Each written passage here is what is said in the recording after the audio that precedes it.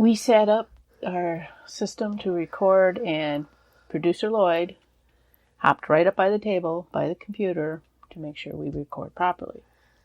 I would like to also pre-apologize if you hear any weird noises that we might pick up. There is some painting and work going on the outside of the house today. Yes. So be advised that our podcast today is being recorded under executive supervision of by Professor Lloyd. Yeah. Producer Lloyd. Producer Lloyd. All right, and that there's some minor construction going on. Yeah. Which is kind of fitting because we are going to be talking about a major construction project today. Oh, yes. Yes. All right. So without any further ado.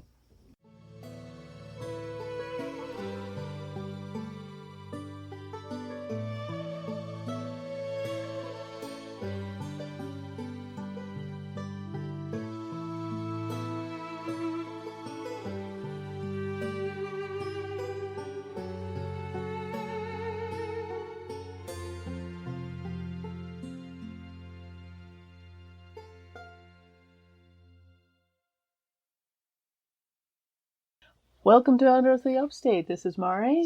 I am Matthew. And today we're going to discuss the Erie Canal again. But in this case, I just titled this subject, The Dead That Built the Erie Canal. And I think that's pretty fitting because you're going to find out that one of the most ambitious construction projects in the United States was also one of the most deadliest. Death. Lots of death. Lots of death. And might not be for the reason you think.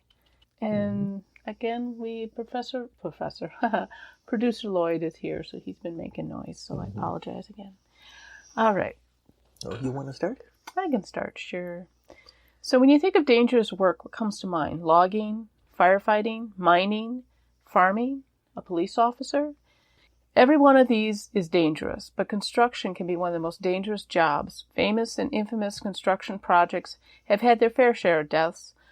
One in New York State is often listed in the top of the most casualties during construction projects in the U.S., and in the world it is often enlisted in the top 5. We don't think about it as we drive along Interstate 90, which follows most of its course. This is the Erie Canal. To put it in perspective, these are other American construction site death tolls. The Los Angeles Aqueduct, built in 1908 from 1913, 43 deaths.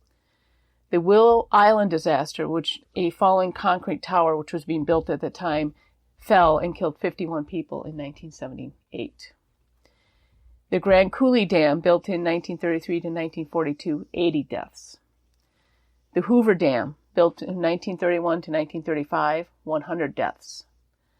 The Hawk Nest Tunnel, built in 1927, 109 deaths on site, 1,000 deaths due to silicosis, I believe that's how it's pronounced, which is a lung disease caused by breathing tiny bits of silica, rock, and mineral ores. Yeah, it's the same kind of thing you get from breathing pumice. Exactly, yeah. Volcanic pumice.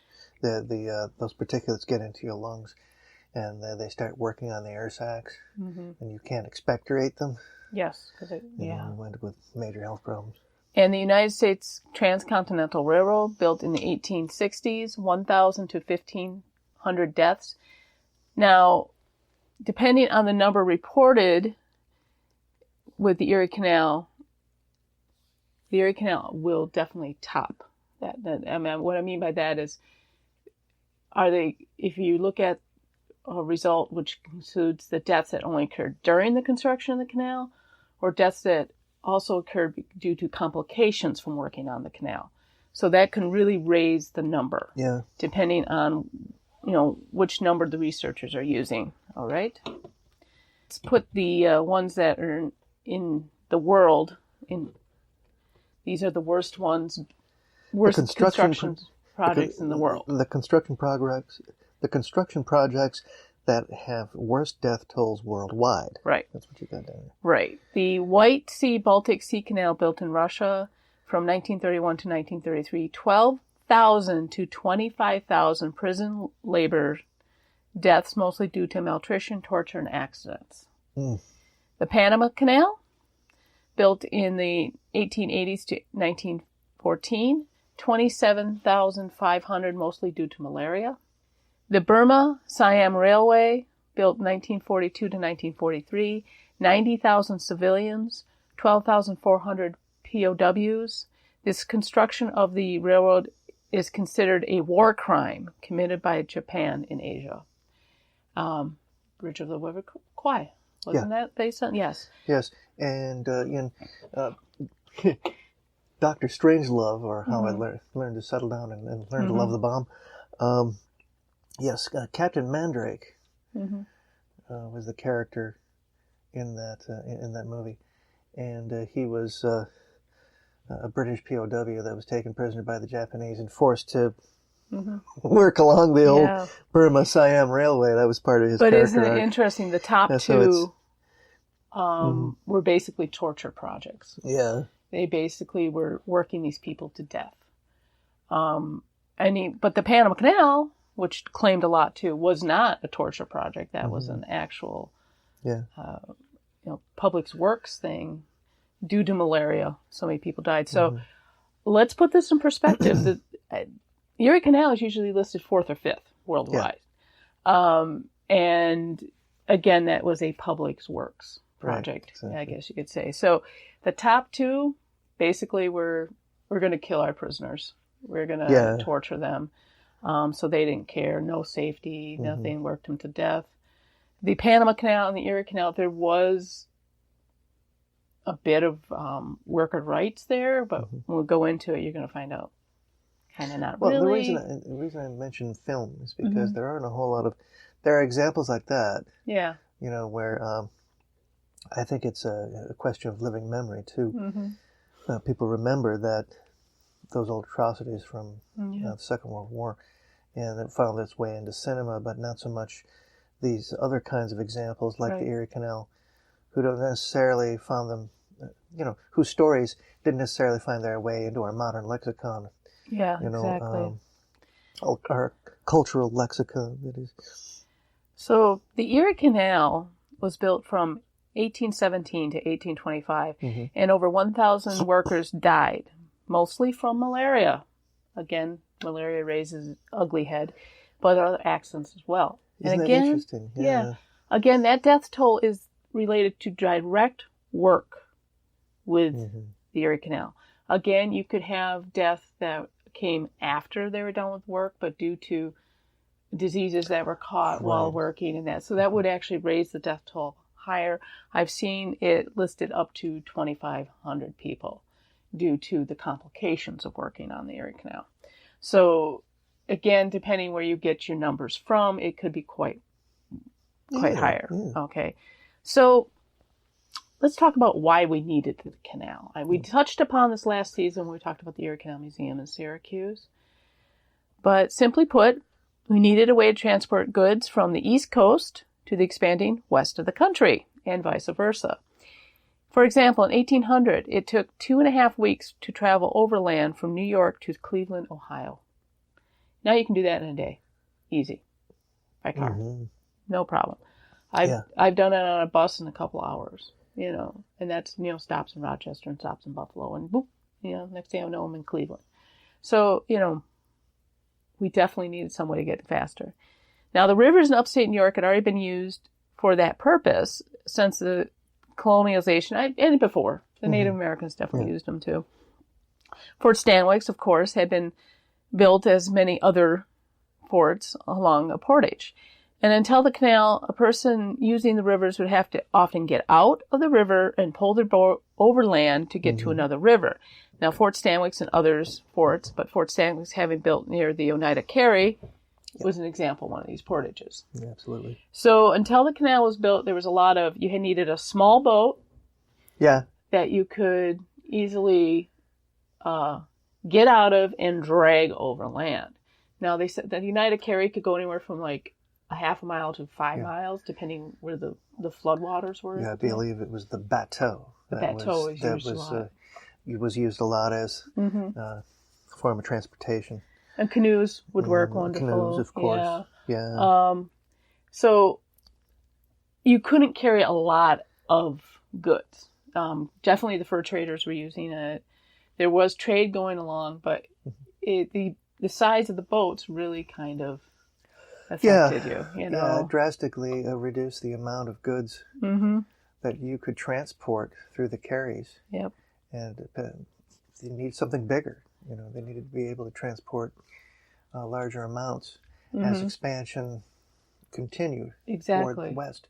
Now, you did, I think I'm going to do a little more research into this, but the St. Lawrence Seaway was along the same lines, but that was more from carrying much deeper into the Midwest, because then you had to go along the Great Lakes. So that is something we're going to cover later, the St. Lawrence Seaway and the transport along the Great Lakes, since New York does touch two of them. So you do have activities, out towards the Great Lakes, Superior, Lake Michigan, those are, and along the Mississippi. Yes. Even during towards, even back in early colonial times. We have another producer once again, huh? All right. And it's Producer Honey. Hello, Producer Honey. Really?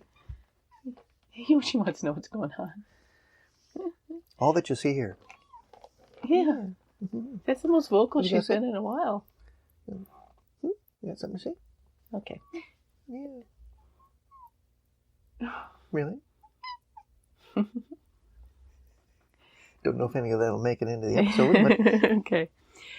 So now there were other passages, like we were discussing, that were used for moving to east to west, but the Erie was designed for goods traveling from Albany to Buffalo and then following the same paths as the rivers that had been used for centuries for the fur trade and travel. Okay. Now, Interstate 90 follows the same path, basically. All right.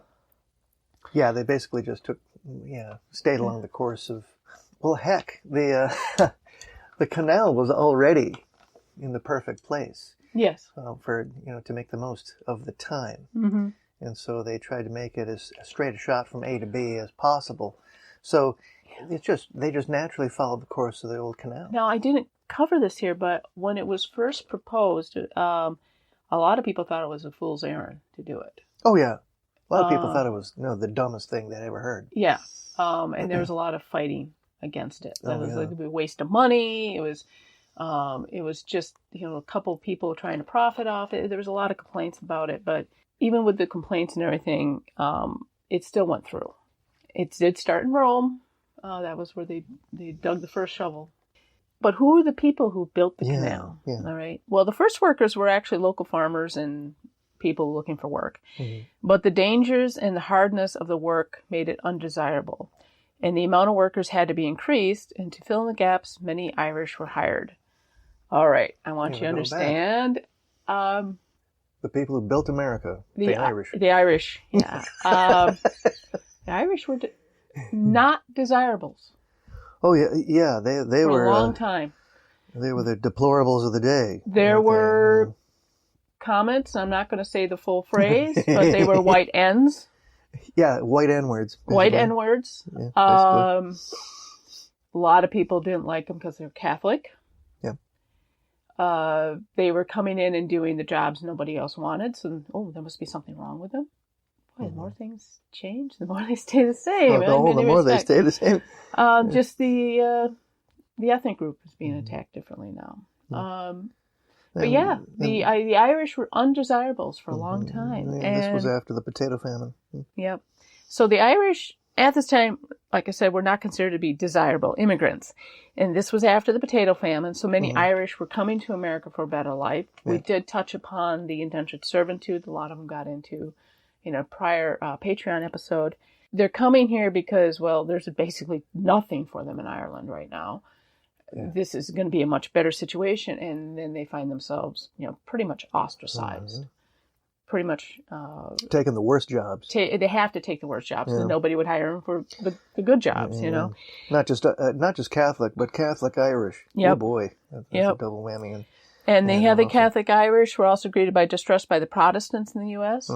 Canal workers were also considered to be the lowest of the low for workers. And to the public, only the worst people want to take on such a task. Wow. All right. So the public opinion towards the people who are carrying out the labor for the canal, their opinions were colored pretty negatively. Bad, yeah. Towards those people who took up the task for the lack of anything else. Exactly. Now, remember, this had to be built. And we're talking 1820s here when they first broke ground. Oh, was it 1820? No, it was 18... Yeah, it was. 1817, wasn't it? I mean, we just had this celebration. Yeah, we did. Yeah. As a matter of fact. I feel horrible. I don't have the actual date here. Oh, no! I don't. Oh, no. Well, what is it? It was built between 1817 to 1825. Right. Yeah. Okay, so yeah, because they just had the 100th this century celebration a couple of years ago. Mm-hmm. So on top of that, the workers were often living in filthy and temporary settlements. Contractors basically built shanty towns to house the workers. These were often surplus tents from the War of 1812. And they were housed away from the cities and towns. And farm laborers could at least count on a warm bed and good food, something that the canal workers could only hope for. Yes. Right, exactly. So basically these guys, all men, were thrown into these temporary tent cities. They weren't given adequate food. They weren't given adequate shelter. Now, recipe for disaster. Right. Now, they didn't dig the canal during the winter because the snow, the ground would be frozen and it would be impassable. But they were doing it in the spring and the fall. Yeah. Anyone that lives in upstate New York can tell you that spring and fall can be pretty brutal. Yeah. Imagine living out in a tent that's just a surplus tent. You're not given anything to really warm up with during one of the chilling parts of the spring or fall, and just trying to survive out there. I'm surprised it wasn't one of these historical instances where it was one of the worst winters on record or something like that. Well, there's sometime in the 1800s. I'm not sure the exact date. There was the summer. There was the year with no summer. I'd have to look it up, but I'm thinking it is round about this time, which also started what is called the burned over district in New York, which is where a lot of religions popped up, some that are still prevalent today, and one of them a major religion. Others just fell by the wayside. So I know we're going to touch upon the burned over district, but that was a result of the year with no summer. Oh, wow. Which was the result of some, if I remember right, some volcanic activity that had happened and basically caused what we would describe as a nuclear winter during the summer. Crops couldn't get grown. It was very chilly.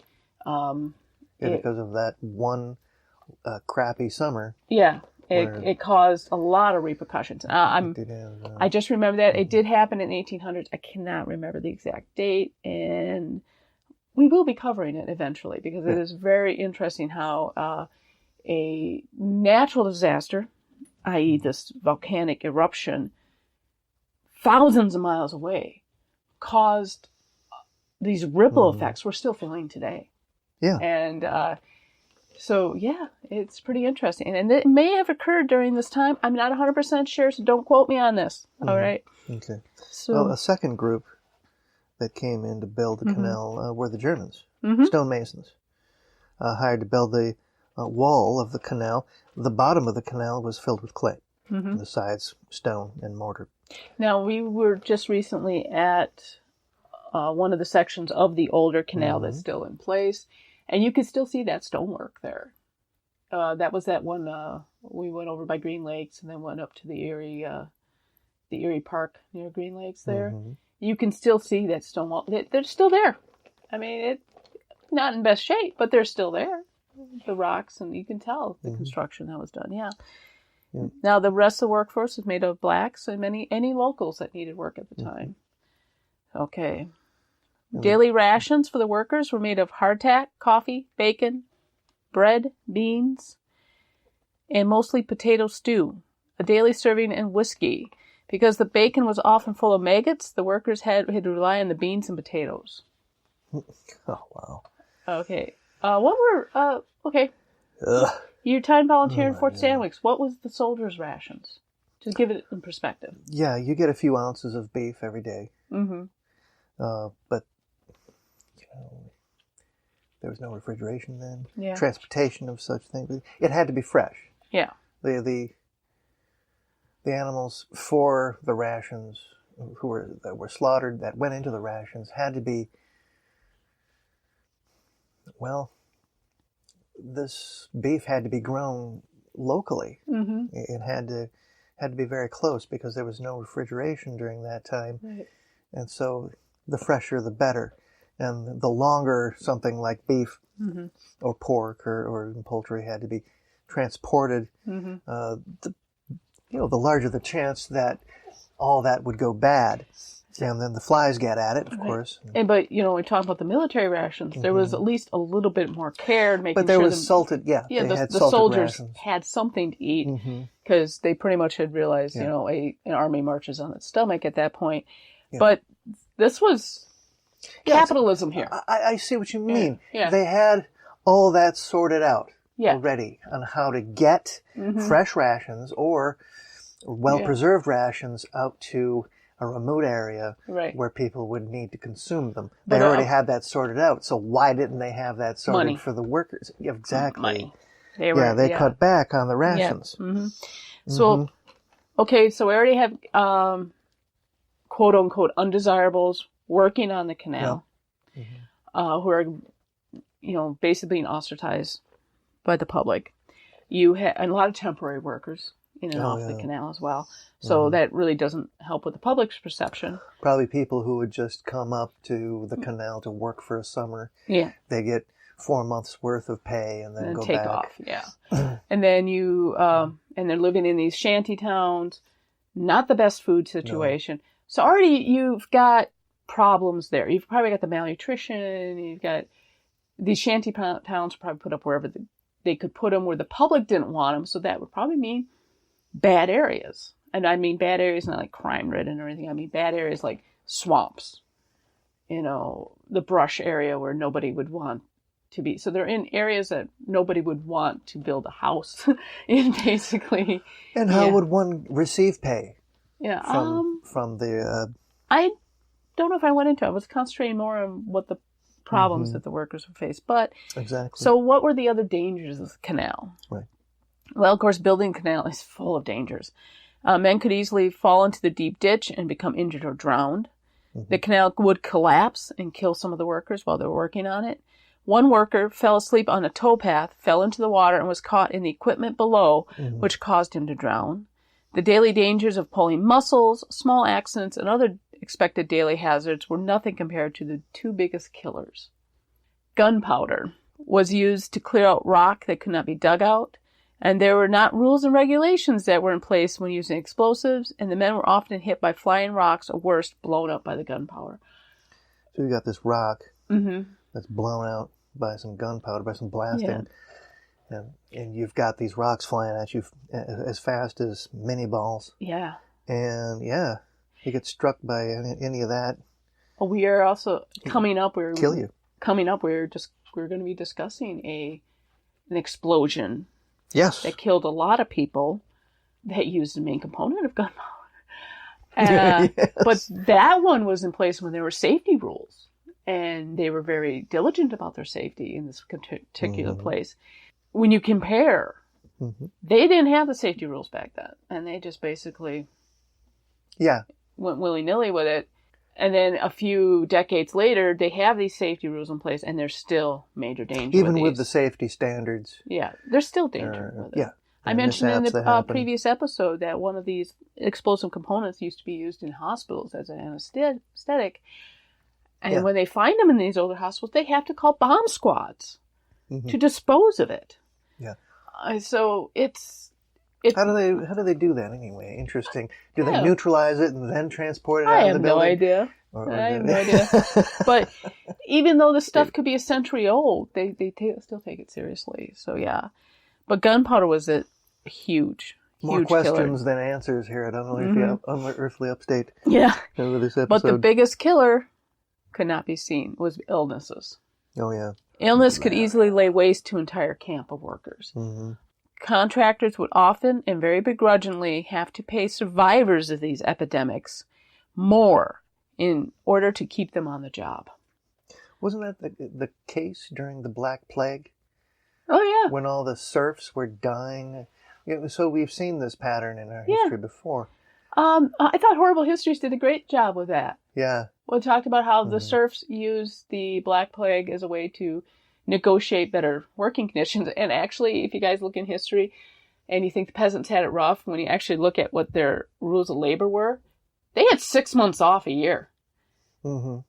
You know, they actually had it pretty good compared to what we have today.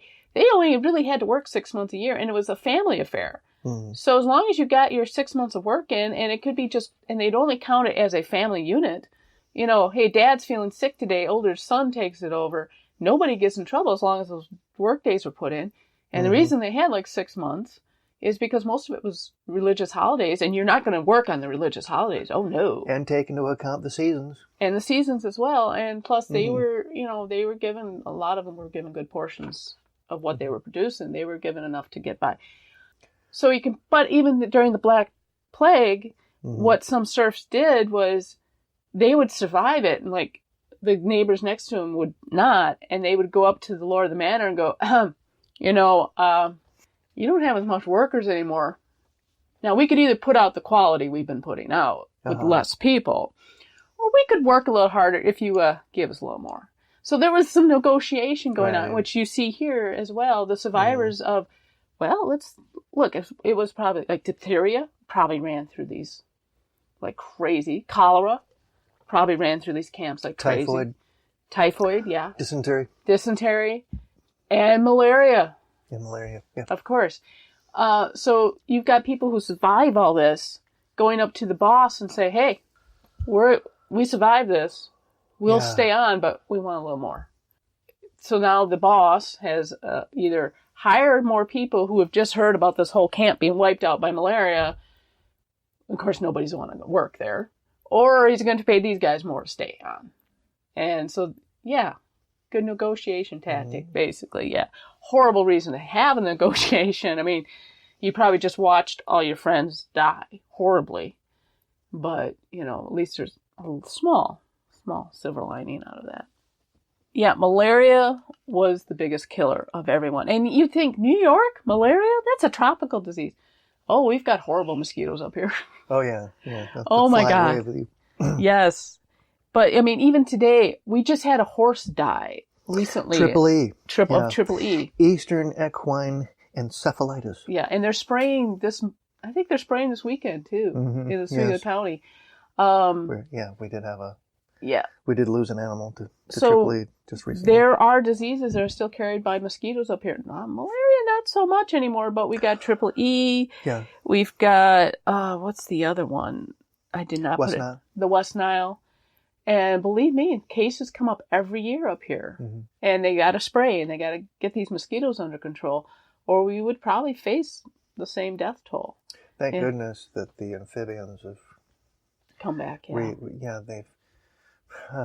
They've recovered from whatever that was that had reduced a lot of elements at work there, including some pollutants that were there. The amphibians weren't recovering as well, but now they've almost fully recovered, and we've got better help from the frogs now in taking care of all these insects. And believe me, the amphibians do make a big difference.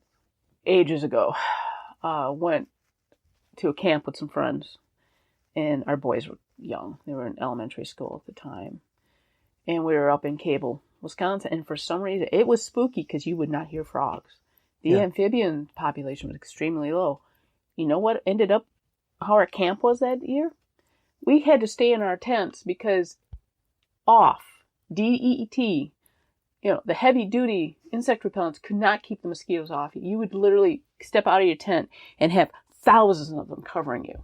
Oh, that's intolerable. The weird part was you would not hear the amphibians. And so there wasn't eerily silent. It was eerily silent. And this was near a lake. You should be kept up at night at dusk by all the frogs singing, and there was nothing. I think that was the year that the amphibian population was at its lowest point. So and when you don't have the amphibian population and you don't have the bird population, the birds were gone as well. Yeah, it was very eerily quiet, and I'm not really sure what was going on, but boy, did that affect the mosquito population. The mosquitoes were just millions of them. Clouds of them flying. I mean, it was so bad that when we left camp, we had to stop and get Benadryl No. And because we were so bit up. And that's insufferable. It was horrible. It was horrible. And we were like, the place smelt of off because we were trying to keep them away, but it was just bad. I'd build the biggest smoky fire I could. We tried that. It stayed. They were insufferable. Oh my. So that was up in Wisconsin, but that gives you an example. It's just how bad it is down here. I mean, we have the Cicero Swamp near our place. Oh, not near. We actually live a little further away from it now. But there are a lot of swampy areas. And along the Erie Canal, there was especially a lot of swampy areas. You're building along wetlands. Mm-hmm. Mosquitoes just love it. And these shanty towns are in the middle of this. So yeah, malaria was probably the biggest killer then. It was. Mm-hmm. I shouldn't state it as, was it? No, it was the biggest killer. The biggest. And that's why you can say, well, you're talking about deaths that happened while on the canal or deaths that happened because of complications of building the canal. Because how many of these bosses wouldn't report deaths if the person died of malaria after they left the work site? After all this hardship, the canal was completed. Mm-hmm. And it's still an engineering marvel to this day. But we should keep in mind that over 1,000 men died to bring you that waterway. Yeah. Mm-hmm. And there's some examples in Ohio where you come across same situation, Irish immigrants building canals. They actually had a more horrible incident happen there quite recently. They found a mass burial of these Irish immigrants that had built a canal in Ohio, and it was basically a big corporate cover-up. Oh, yes. No one knew that the burial was there, and they were doing some road construction, and they found it. And basically that's how they covered it up. And boy, the Irish really were treated like shite. They were. But yeah, the Erie Canal, well, now it's most of the old Erie Canal, a lot of it's filled in, but you still have a canal that you can use. But it's amazing. It is a marvel. I mean, there are aqueducts, there are the locks, obviously been improved since they moved the canal to the other. But when you go to places where you see a lot of the old construction, there is an aqueduct on the east side of the canal, which is still in place. Mm-hmm. And you look at it and remember when this was built, and like, wow, it's still there. There's an example of where they built the canal over a road. Yeah. So, sometimes they had to do some very interesting things to keep the canal on its course. Mm-hmm. And I'm not even talking about the deaths occurred.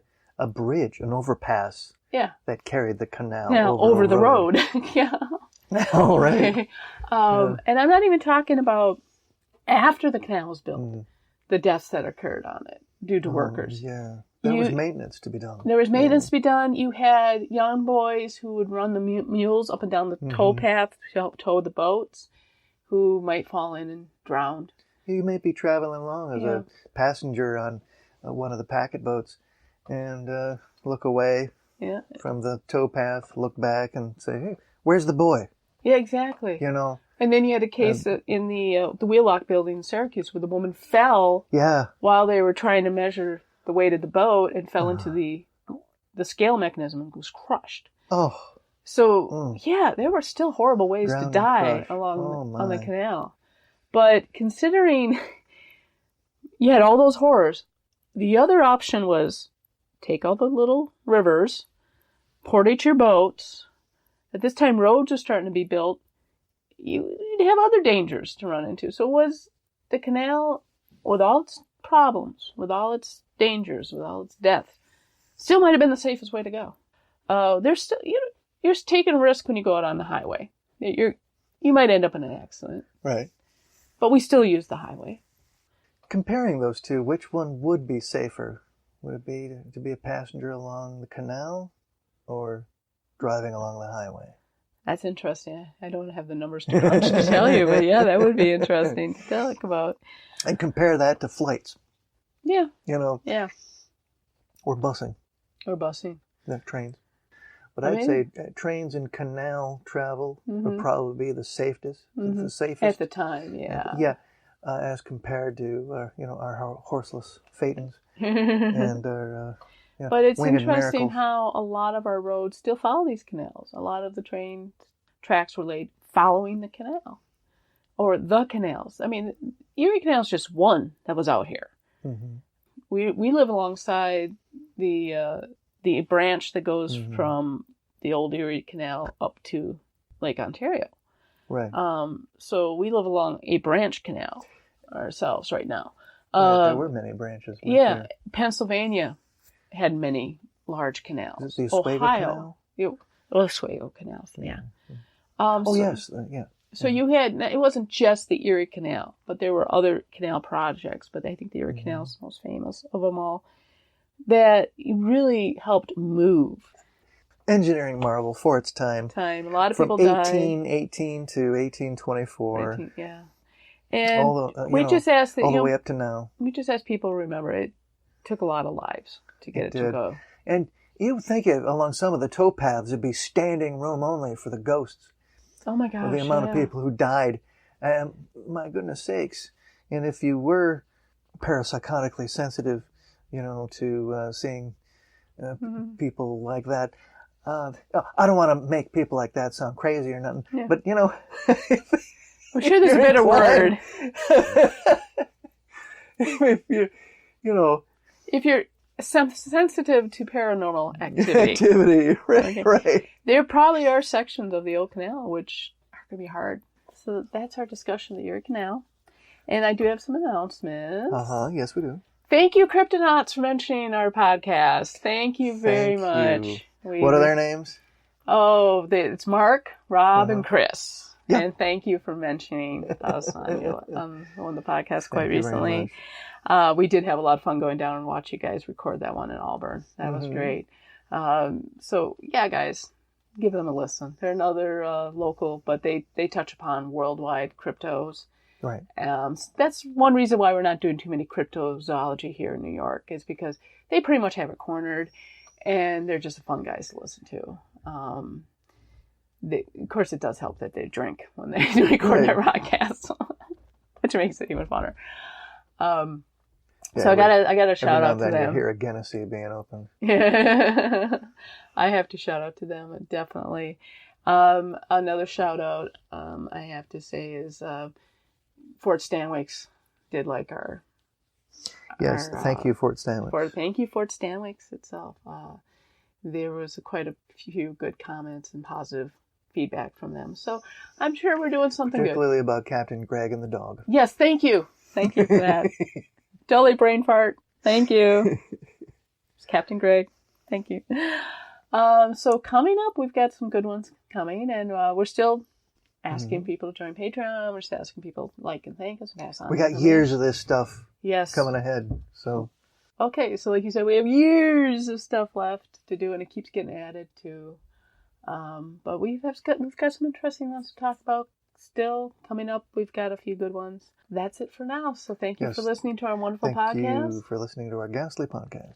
And we'll see you later. Goodbye. Bye-bye. Thank you for listening to Unearthly Upstate. You can find us on Facebook, Twitter, Instagram, YouTube, Patreon, and on our webpage. We are also on Apple Podcasts, Spotify, Spreaker, Stitcher, Podbean, Google Podcasts, and CastBox. Please like, share, and review on your favorite platform. Unearthly Upstate is an Animator Liar production. The show is produced by Mari and Matt Manette, with purring provided by Honey and Lloyd. Research and writing by Mari Manette. Music is by Kevin MacLeod, licensed under Creative Commons Attribution 3.0 license. Unless otherwise stated in the episode, the places mentioned in the broadcast are not paid or contact us for any type of promotion. Please check out our webpage for credit and sources for the episode. Thank you.